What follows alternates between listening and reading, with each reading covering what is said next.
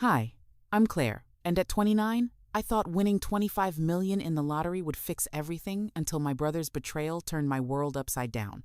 If you're watching or reading this, please hit like, subscribe, and let me know where you're tuning in from. This is the story of how a jackpot, a locked gate, and a family secret led me to reclaim my power in ways I never imagined. It was a chilly November evening in Seattle when I scratched off the lottery ticket that changed my life. I'd bought it on a whim at a corner store, joking with my partner Liam that maybe our luck would shift. When the numbers revealed a 25 million jackpot, I screamed so loud the barista next door poked her head in. Liam and I, together 5 years, had been scraping by me as a graphic designer, him as a budding musician. This was our chance to clear our debts, buy a home, maybe even travel the world.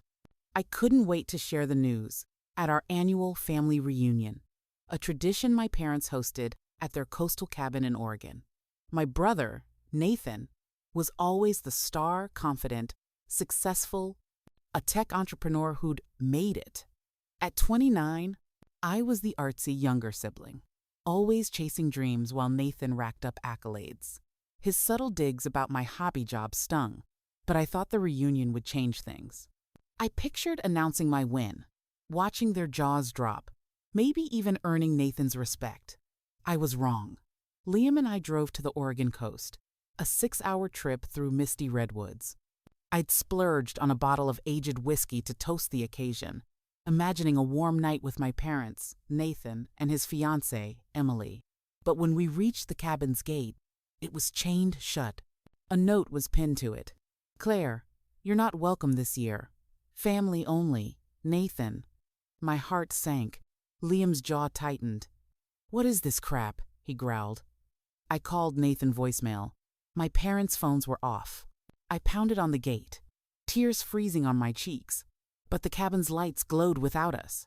Humiliated, we checked into a nearby inn, the whiskey unopened. Why would he do this? I asked Liam, curled up on a creaky inn bed. "He's threatened," Liam said. "Always has been. You're too good for his games, Claire." His words fueled my hurt, but something felt off.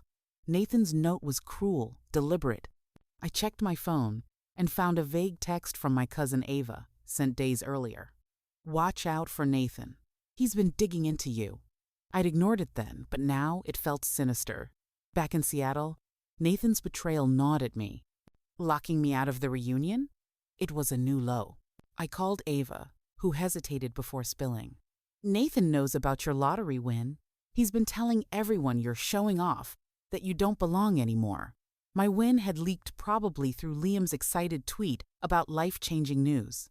Nathan, whose tech startup defined his identity, saw my 25 million as a challenge. The hurt turned to resolve. I wasn't the little sister he could bully anymore. "He wants to play games?" I told Liam. "Let's make him wish he hadn't." Liam's eyes lit up, his musician's flair for spectacle kicking in. "Let's throw a party that buries him." But I wanted more than a flex. I wanted truth. I hired a private investigator, Rachel, to dig into Nathan's motives. She uncovered a shocker. Nathan's startup was bleeding cash after a botched app launch.